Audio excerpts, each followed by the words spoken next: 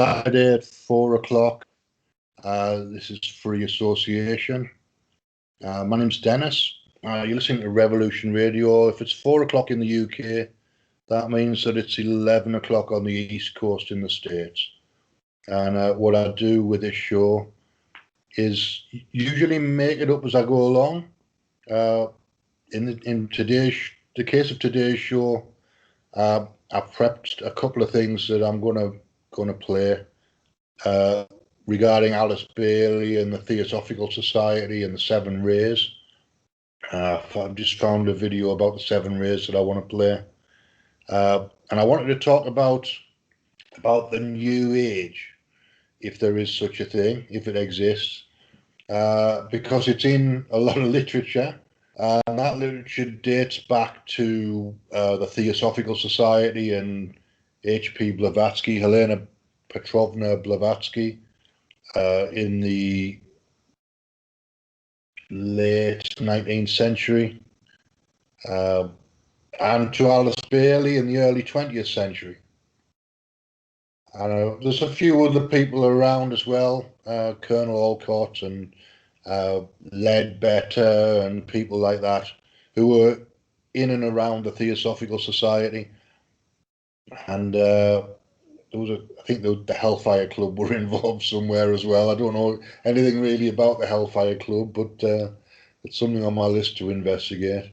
There were poets involved, and there were mystics involved, and there were academics involved, and there were mediums involved, and there's all sorts of things going on with the Theosophical Society.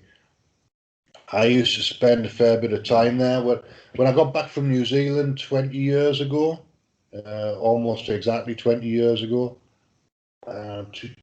mid-2001, I decided I was going to learn astrology. And one of the things that I did was join the Astrological Lodge of London. And the Astrological Lodge has their meetings at the Theosophical Society. So I went along to a few meetings. I went along to the meetings on the astrological meetings were on Monday evening, or they used to be. There might still be meeting on Gloucester Place in London on Monday evenings. And the Theosophical Society's got a public lecture on Sunday evenings at 6 o'clock. So two evenings a week I was there. Nice old building, big old Georgian building, I think, or Victorian building. Nice high ceilings, good lighting, with a library upstairs. So a good meeting place. Good meeting place, and it's a place that has a lot of people going through it, either delivering lectures or delivering courses or various combinations of esoteric study. I used to go to a study group upstairs in the library on Sundays before the public lecture, which was run by a guy who was a retired lecturer from Oxford. And there was a strong Oxford connection with the Theosophical Society. For some reason, I met a woman there at one point who was former Lord Mayor of Oxford. And she was fairly regular at the Theosophical Society. So there's at least 2 or 3 people who were involved from Oxford. There was a guy who used to travel down as well every week, and he was travelling from Oxford, if I remember rightly. He was part of our group. I don't remember his name. He's the guy that was in charge of the sound for the lectures. Nice guy. Nice guy. I wish I could remember his name. So the kind of lectures they used to have there would be things like the Holographic Universe.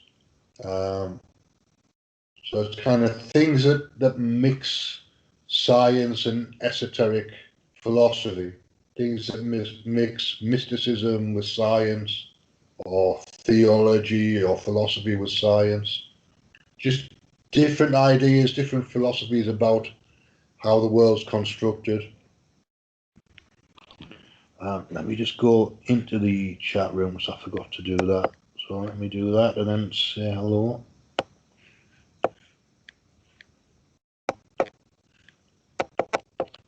As I said, you're listening to Revolution Radio. The show's called Free Association.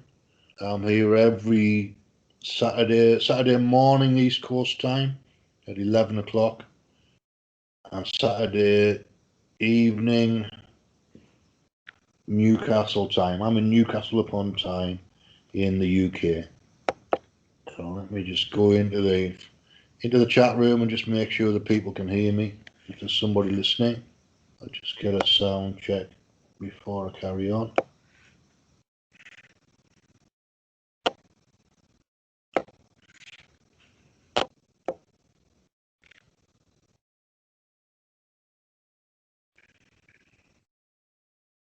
We've got a few people in the chat room. We've got Mona, Mitzi, Dry Fly Guy, Captain Fred. Okay, excellent. Got a sound check, so I know I'm on. It's always a good sign. We're doing Theosophy. We're doing Theosophy in kind of broad terms. Somebody asked me a few weeks ago to do some stories about the Theosophy Society, and I don't really have any personal stories. We used to hang out after hours. We used to hang out after the public lectures for an hour or two, drinking coffee there, because we had somebody there who was trusted. Who was a key holder who was locking up after us. So they used to let us hang around after the main public lecture was over and drink copious amounts of coffee and eat lots of biscuits. And those conversations were interesting, always based on the public lecture, but we used to wander into lots of different territory. I remember going to a lecture by the Atheist Society there. It was actually a lecture about their course in psychic studies that they were running at the Theosophy Society.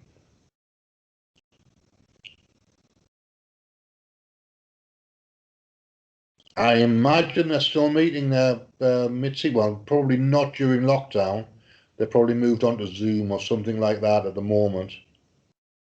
But as far as I know, they're still there. There was talk that they might sell the building in central London because it was a very prestigious building on Gloucester Place, which is walking distance from Marble Arch and walking distance from Oxford Street. So and walking distance from Baker Street, between the two, between Baker Street and Oxford Street, about halfway between. There was talk that they were going to sell that building at some point, but as far as I'm aware, they're still there. They've got another place out in Surrey somewhere. They had a meeting place for, they do retreats and conferences and things like that there. Well, I've never been to that one. The only one I've been to is the Central London address.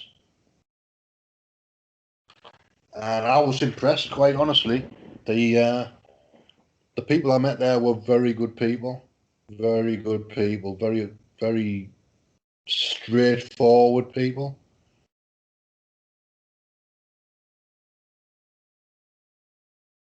I did meet a woman there at one point who was interested in levitation.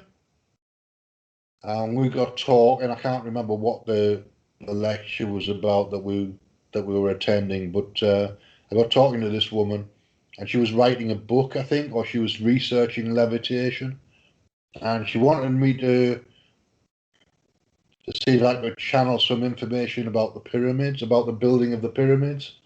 So I remember doing that. I went to a house. I can't remember where she lives, in Hampstead or somewhere, Swiss Cottage or Hampstead or somewhere like that. And sat and had a chat with her for a couple of hours, and did a little bit of channeling from my guides at the time. Gave her what information I could give her, and mostly it was based on sound, based on using sound to levitate large blocks But I don't remember the details. But that was the gist of what I told her. I don't know whether it ever made it into a book either. It's always possible that my channeling session ended up in a book somewhere, but I never got paid for it. I just did it because it was something to do and it was fun, as I do most of these things for.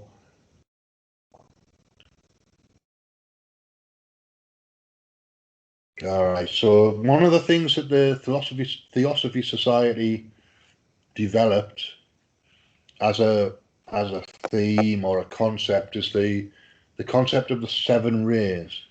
And what I was doing before the radio show started was watching a video about the seven rays. So what I might do is put that on, because that'll give a little bit of background and an idea about how they talk. It's quite Victorian. The whole approach is quite Victorian and quite Christian. But I like some of it, and it's worth thinking about. Ideas are always worth thinking about, whether you agree with them or disagree with them.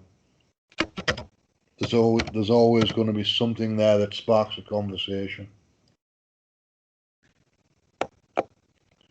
So let me just find the video that I was watching. Here we go. And I'll just cue that up.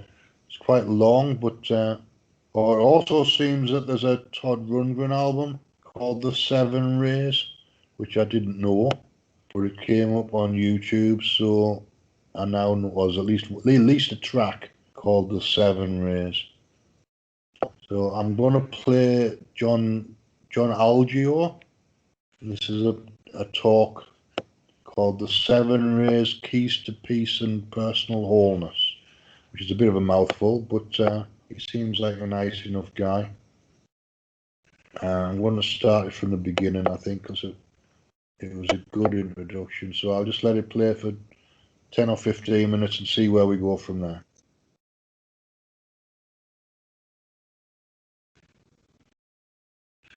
Oh, here we go. I've got a... Let me see.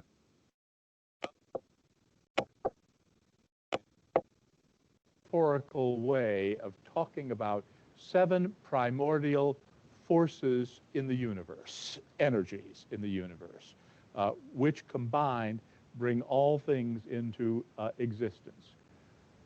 The rays are in all of us, all seven of them. They are in everything in the universe, every object, every tree, every animal, every stone. But the rays tend to be present in varying proportions and combinations, and that makes for individual differences. In fact, what I'm going to do is to give a kind of brief overview of the nature of the rays, but always with the subtext that a balance of the rays is necessary for personal, a successful personal life and for a peaceful world. And that when rays become unbalanced and one ray or another becomes not just dominant, but dominating, then we have a fracturing, both of our personal wholeness and of international peace. There's a handout which I trust you have got, and you will find on it a bibliography of some works about the seven rays. There have been many, many books written, but here are some of them. Madame Blavatsky began the theosophical concept of the seven rays, particularly in her major work, The Secret Doctrine, published in 1888. But what she does there is to bring them in almost incidentally to other things she's talking about. She does not give a coherent or comprehensive treatment of the rays anywhere in any of her writings. In fact, the most important writer on the subject of the seven rays was Ernest Wood, who wrote a book called The Seven Rays, and that is the major source for all treatments of the seven rays that have been made ever since. So if you really want to get a book about the seven rays, get Ernest Wood. It's the most comprehensive and the best. Now, the rays are obviously a metaphor. They are a metaphor drawn from the rainbow. As the rainbow traditionally has 7 colors in it, and that is only traditional because, as most of you will know, the rainbow is a continuum of colors because it's a continuum of vibrations. But we traditionally divide those into 7, and that gives us the basis for this metaphor of the 7 rays. Now, although the theosophical concept of the 7 rays is relatively recent, dating from the late 19th century, in fact, you can find it in ancient mythologies, in very many of them. For example, the Christian mythology of 7 archangels. These are personifications of the 7 rays. And other such personifications are that found in the Hebrew tradition of the Kabbalah, of the 7 Sephirith. For those of you who know a little about the Kabbalah, why, those are the lower 7, not the 3 higher ones. We also find that same personification in a Hindu tradition of 7 rishis, or wise men. And Madame Blavatsky says of these that the 7 rishis were the primal makers of creation. We also find it in Buddhism and in some theosophical terminology as 7 Dhyani Chohans or Dhyan Buddhas. We find it especially in Zoroastrianism, which talks about the Ameshaspentas, or the holy immortal ones, of whom there are 7. And it is probably from that Zoroastrian bit of mythology that the Christian notion of archangels comes. And my favorite mythological explanation of or embodiment of the 7 rays are the Japanese 7 gods of good luck. And they are my favorite ones because they are in many ways the most graphic. So here's a Japanese print showing the 7 gods of good luck, and I'll just point them out. Some of you. That's the god of longevity. And that's the god of boating and of fishing. And that's the god of food. And that's Hote, the laughing Buddha. And that's the god of scholarship, and that's the god of who's the guardian of the gods. And finally, we have only one woman, a goddess, who's the goddess of music. I think it's rather delightful to think that these are the basis of all civilization. And so we have the 7 gods of good luck in a boat, the boat of civilization, traversing the waters of life. Now, the traditional way of talking about the 7 rays in Theosophy is to list them in a list and to give them numbers, 1, 2, 3, 4, 5, 6, 7. And that's fine, but there's certain problems with it. And one of the problems is that the 7 rays are not just 7 different things that follow one another. They, in fact, sort of form groups. They are clumps. They form contrasting pairs. And so one of those contrasting pairs consists of the 1st and 7th ray. These are, in a way, mirror images of one another. Another is the 2nd and the 6th. Still another is the 3rd and the 5th. And that leaves the 4th all by itself, right? Poor little 4th, nobody to bond with, nobody to form a connection with. Not to worry. In fact, the 4th bonds with all of the other 3 pairs. Right? It's the middle one, and it forms a connection with the other sets of rays, the other 3 sets.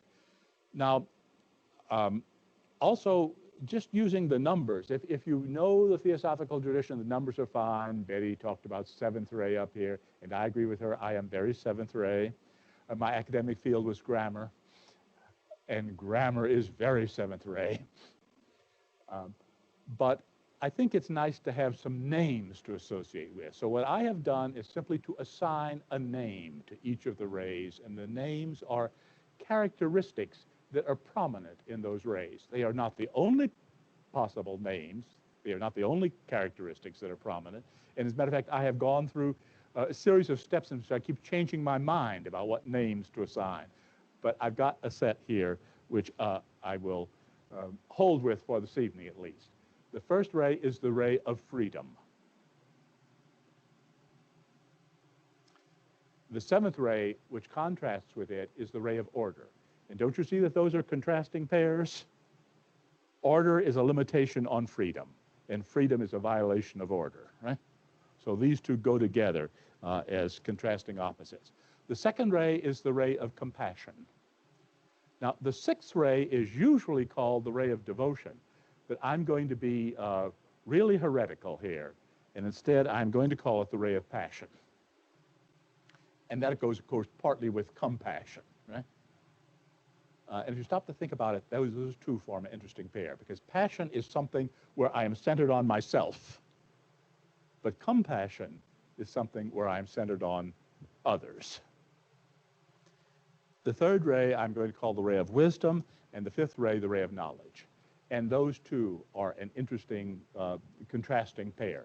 You can be wise without knowing anything, and you can have lots of knowledge without being wise. Wisdom and knowledge are two different things. And then finally, the fourth ray is the ray of harmony, because it's in the middle of all of the others, and it is going to link all of the others together. All right, now, having given some names to the seven rays and having suggested to them that they form pairs, I'm going to suggest that we might also reconsider the manner in which we think about the rays. Instead of giving them as a list, I'd like to suggest that we can put them on a hexagon. The hexagon is one of the most basic shapes in the universe, plane shapes. You all will know what shape is a snowflake? It's hexagonal, right? No two snowflakes are alike, but every one of the infinite number of snowflakes in the universe is hexagonal. It's a really basic shape. Have you ever noticed tiles on the floor? What is a very common pattern for tiles on the floor? Hexagons. And that's because they fit together into an overall pattern very, very neatly. So let's put the seven rays on the hexagon. The first ray of freedom I'm going to put at the top. And then the seventh ray of order, which contrasts with it, at the bottom. We'll put compassion on the right hand of freedom. You may say, no, that's the left, but think about it looking out, right? And contrasting with that, we will put passion on the left hand of order. We'll put wisdom on the left hand of freedom and knowledge on the right hand of order. And then in the very center, we will have harmony. So this is the diagram of the rays which I'm going to work from this evening. Now, what I'm going to do now is to consider each of the rays briefly with some characteristics of those rays. The first ray is the ray of power, of choice, of innovation. Its iconic figures are the hero and the ruler, and there's some others we will see. If you think about first-rate people, remember that song of Frank Sinatra's, "I'll Do It My Way"? That is a first-rate song. And Frank Sinatra was a very first-rate person.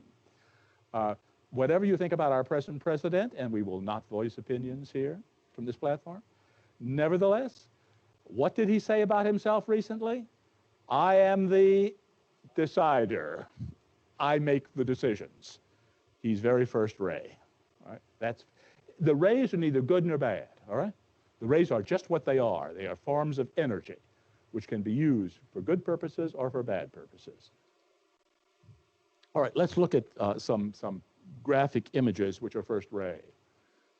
The planet of the first ray is Jupiter, and he's also one of the gods of the first ray, the ruler of the heavens.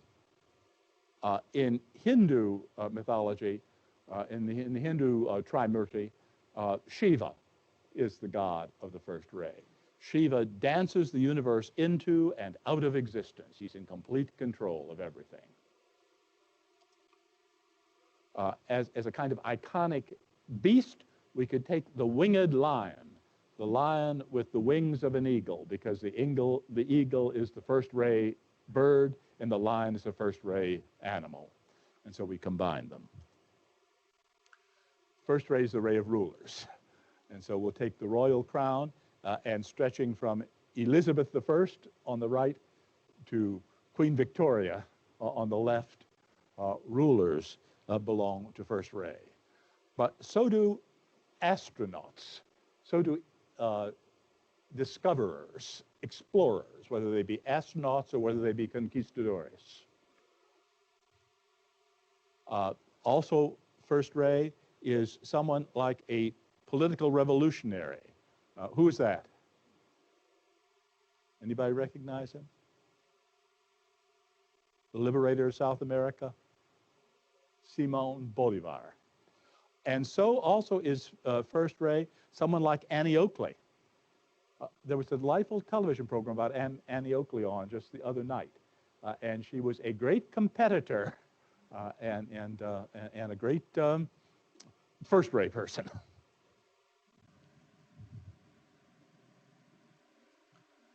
And finally then, inventors, like Thomas Alva Edison, who was a member of the Theosophical Society, actually. All right, so these are the kind of people you get, or the kind of activities or foci for the first ray.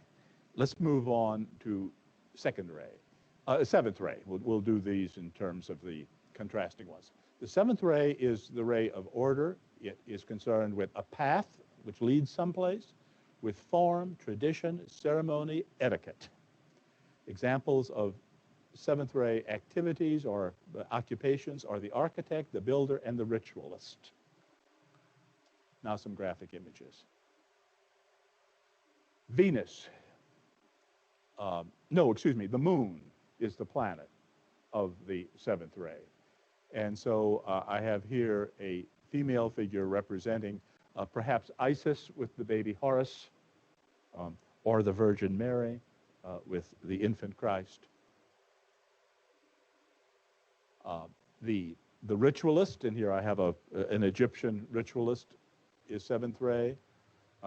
For an animal, the winged ox. Oxes are concerned with the earth, right? But this ox has wings, so it can fly from the earth upwards. And this is very seventh ray activity. Mandalas and labyrinths are seventh ray because they are all form. Also seventh ray is something like the Japanese torii, or gate, which leads to the temple.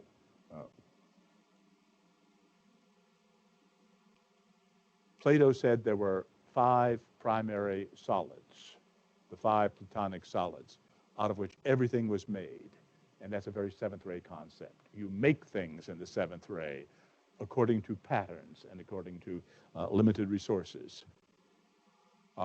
Writing is seventh ray because it's reducing language to a form.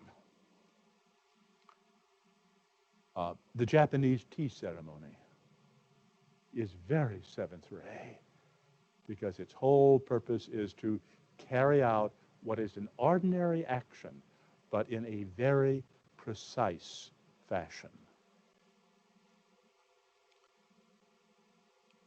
In Egypt, Egypt is very seventh ray. And in Egypt, what you have is the heavens being separated from the earth by a human being. Right? Separated or joined, or both. Also, seventh ray are architects and builders. And especially seventh ray is Freemasonry, because it uses the symbols of architects and builders to promote in a ritual action. All right, let's move on to the second ray of compassion. Its keynotes are unity, equality, wholeness, and its archetypal figures are the sage and the teacher. And this is the religious teacher. Its planet is Mercury. It's also concerned with healing. And Mercury, you know, carries the caduceus that staff, winged staff, and that's the symbol of medicine. Its great religious figure is the Buddha, who is the teacher par excellence, and the wheel of the law, which is the great compassionate statement to human beings, which the Buddha brought. In Hinduism, the divine figure is Brahma, and in Greece we might also say Athena, goddess of wisdom, belongs here. But in general, all gurus, all religious teachers of all kinds belong to this ray, and even more importantly, all of us do, in a sense, because the seventh ray is concerned with equality, harmony, and connection, wholeness. All right, move on to this contrasting one, the sixth ray, which I have chosen to call the ray of passion. And incidentally, passion here means a dedication of oneself to something. The keynotes of this ray are loyalty, obedience, devotion, and hierarchy. And its iconic figures are the devotee and the prophet. Who thinks that loyalty and obedience is enormously important?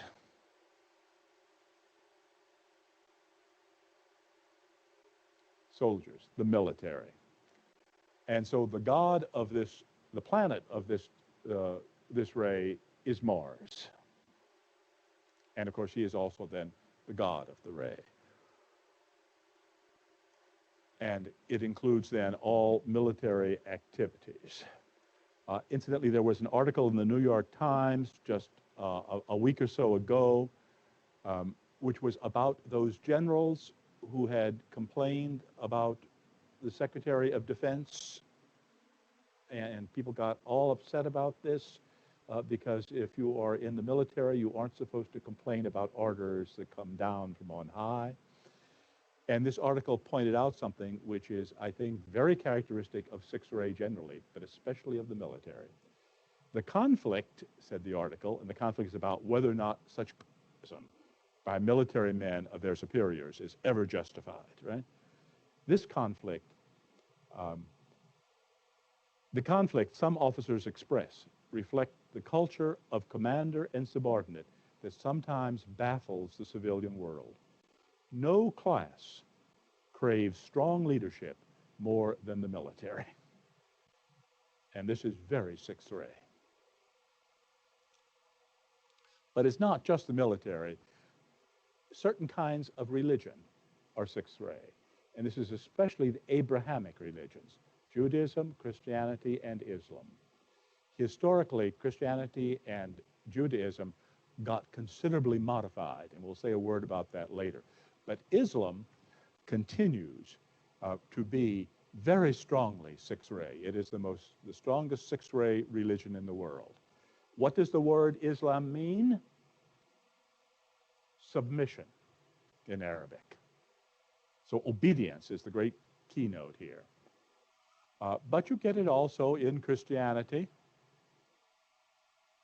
You get it in Judaism, but to somewhat lesser, and if that matter, it's not even limited to entirely to the Abrahamic religions. Within India, the Bhakti tradition is sixth ray. And that is, of course, the tradition of devotion. But what are you devoted to in the Bhakti tradition? To your guru. And you do whatever the guru says without question. Right? That's very, very sixth ray. It's also business. Right? In business, what do? You do what the head man says, right? Even if the head man has delusions of Napoleonic grandeur, and you're only a poor worker in the field, you still do what you're told. It is also the ray of government. It is the ray of all faceless bureaucrats. It is the ray of all spooks like the CIA. And it, of course, is also the ray of, remember, no ray is good or bad in itself. It's also the ray of devotion to country, which is symbolized in the United States by good old Uncle Sam. Right? The sixth ray is very slow to change.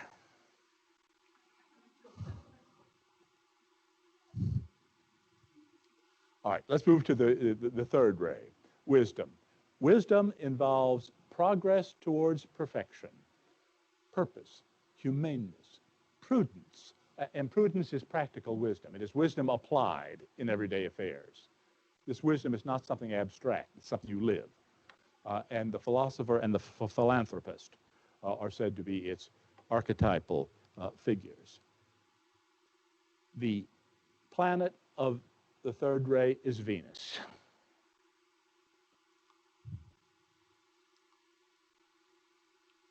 Its Hindu god is Vishnu. The great teacher of the third ray, the ray of wisdom, was Confucius. Confucius was a remarkably third ray person. It is the ray of all scholars and hence of books.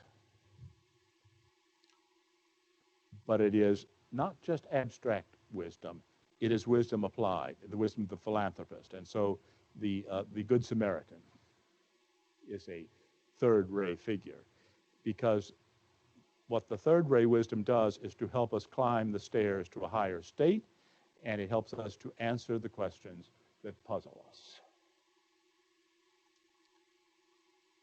All right, it is complemented by the fifth ray of knowledge, and that ray has as its keynotes discrimination, research, causation, testing, and its archetypal figures are the scientist and the engineer.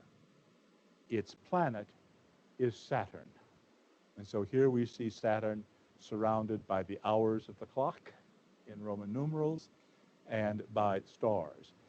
Saturn, or Cronus, to give him another name, a Greek name, is the god of time and of space.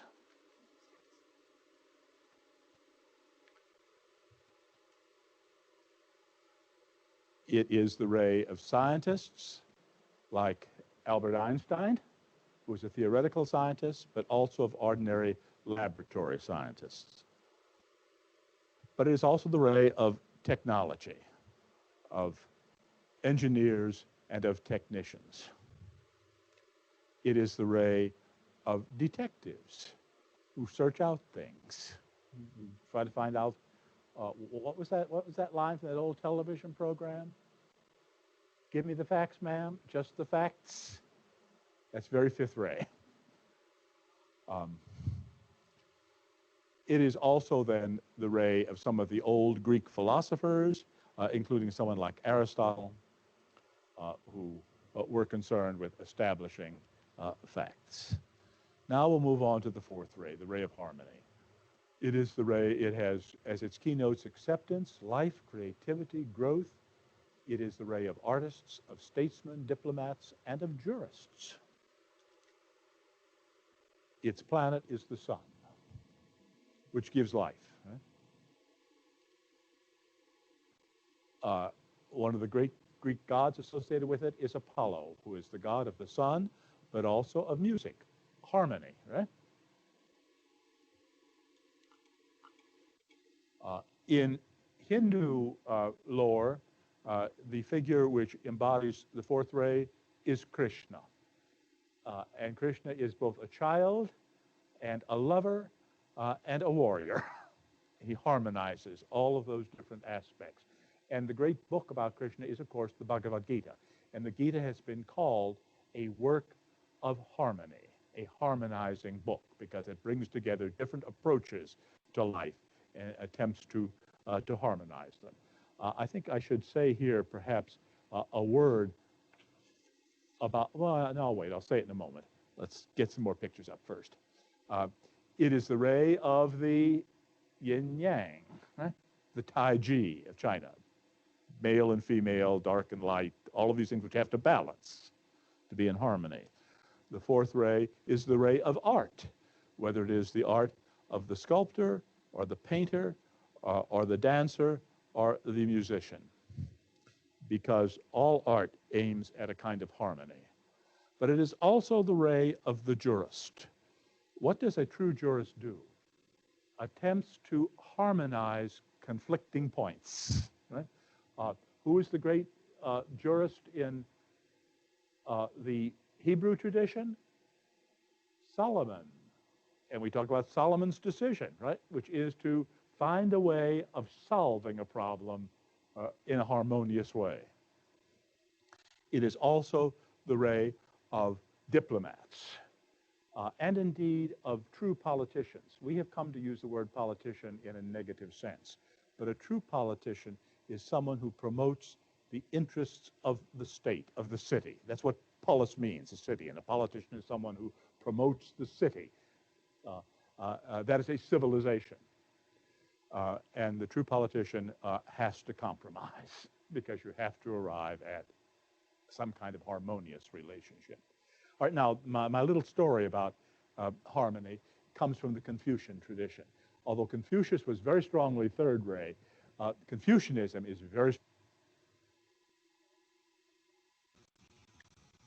Right, I think I'm going to cut him off at that point because he's had half an hour. But I think that's quite a good summary of the way the seven rays work. It's an archetypal system, basically. It's a way of classifying qualities. There's lots of these systems around the place. Archetypes, so of course, have positive and negative qualities, and all he's concentrating on at the moment is the positive qualities. If you combine the rays in a particular ratio, you end up with, or if you miss out one of them, you end up with negative qualities. You need to have all of these things in a reasonable proportion to get the harmony.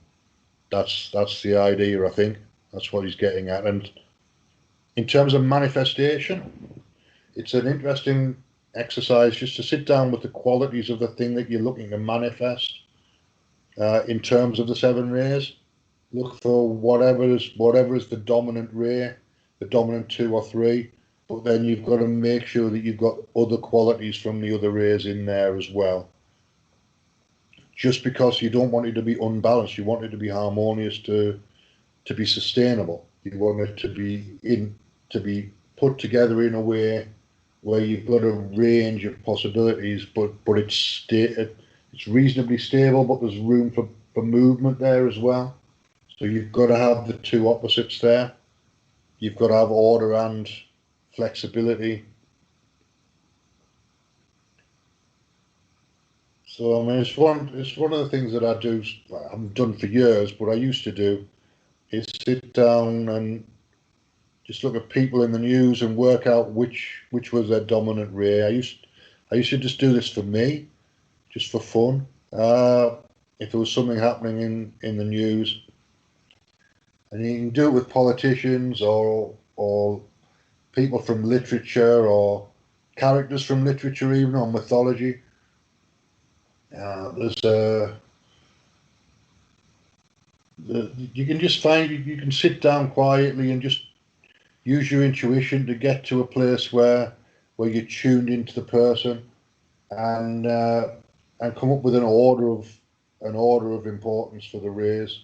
So you've got something that's dominant, 3 or 4 in the middle, and then 1 or 2 maybe that are at the other end of the scale, so they're less important, but they still have to be there, and they might become more important later on. One of the things in philosophy is looking at rules and reversing them, or looking at processes and reversing them. So I think that has to be included in the manifestation process as well. You've got to make allowances for the possibility that the whole thing could flip around the other way, and make it stable enough that it can accommodate that, whatever it is that you're putting together. I mean, for me, usually it's groups. If I'm putting together a philosophy group, Usually it starts just with me, and then whoever turns up on the first couple of weeks becomes the people that I rely on to help me to build the group. That's how the last one worked anyway. I used to run a group called Hidden Philosopher on a Tuesday evening, which I took over from a guy who was a clinical psychologist who was part of the Philosophy Society. He was running it on Tuesdays and getting maybe 2 or 3 people, and we moved from the Literary and Philosophy Society up to a Turkish restaurant. We used to use the room upstairs in a Turkish restaurant for a while, and I took it over and moved it to a bar in Jesmond where I lived, about 20 minutes walk from where I lived, but a nice little bar with not very many people in it on a Tuesday. We used to start at 5:30 and go through till about 7:30, 7:45, and just bring somebody. I used to bring somebody in from the Philosophy Society, and we would just sit and have a beer and ask questions. It was a nice little group, a nice way to. You're either asking questions because you want to learn something about the person, or you're asking questions because you want to learn something about the topic or something they know about. Uh, People come in because they want to talk. They either want to talk about themselves or they've got something they want to say to emphasize or to be evangelical about. Sometimes we had a couple of evangelical Christians came down. We had one of the local Buddhists, the guy who runs the local Buddhist centre, came down. Lots of people from the Philosophy Society. The guy who runs the vegan restaurant that I spend time in, he came down as well, and we asked him some questions about veganism, and what is time was always my favourite question in that group. It ran for about 18 months, and it slowly built up from just being me and 1 or 2 other people to the point where we got it to 12 people. And it was, for a while, it was during the summer of the second year. It was regular, or it was spring mainly, spring and early summer. It was regularly 12 people for about 5 or 6 weeks. And then it started, and then the summer came and people started to drift off and do other things. And it faded out in that August. But it was good while it lasted. I enjoyed myself. At some point I might do something like that on the radio, but I haven't quite figured out how to do it yet. And it would involve people having to volunteer to be asked questions in a kind of panel game show type of format. I'll figure out a way to turn it into a radio show at some point, but I haven't really done that yet. So it's only vaguely a project, that one. I've got another project that I'm talking to people about, which is a round table, which is not quite the same thing because it's not emphasizing questioning one person. Although we could just do it as a round table and pick somebody to be the focal point. That might work. So that could work on potentially the round table is going to be Friday mornings until I find a job.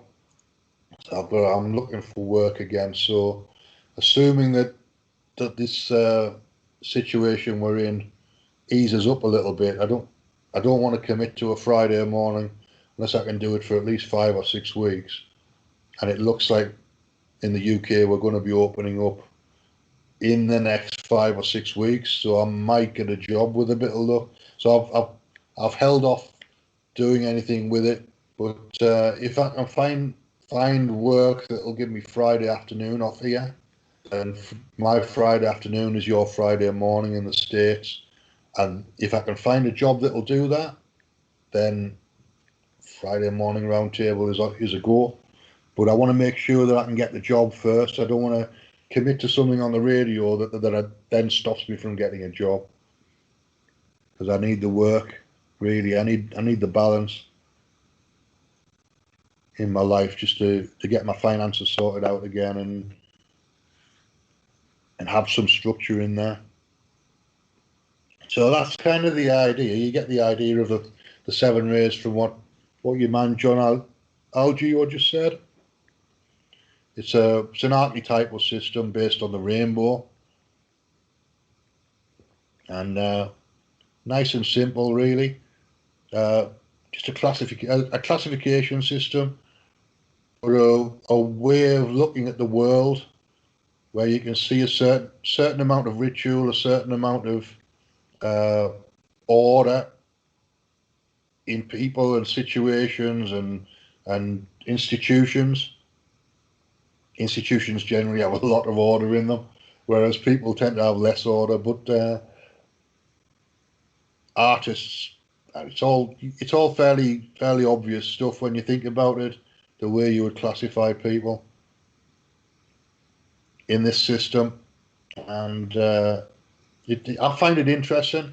I might sit down and classify a few people at Rev Radio just for fun at some point, and see how they interact together.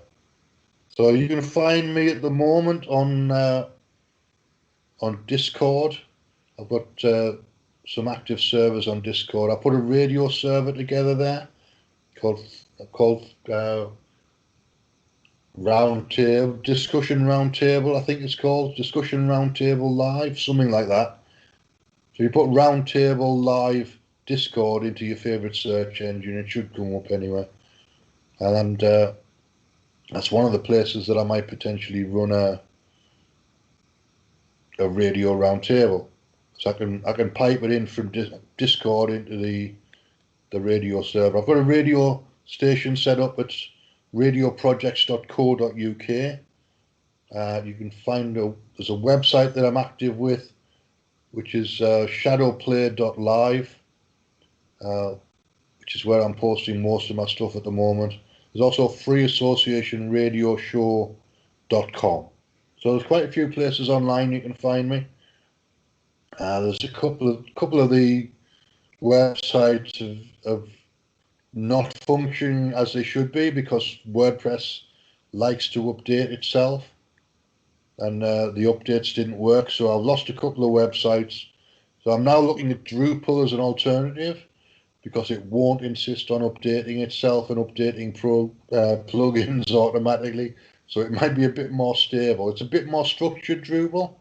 And it's a bit, I would have to think a bit more about how I was going to structure things rather than just throwing up a website, a WordPress site. But it might be time for me to start being a bit more structured now.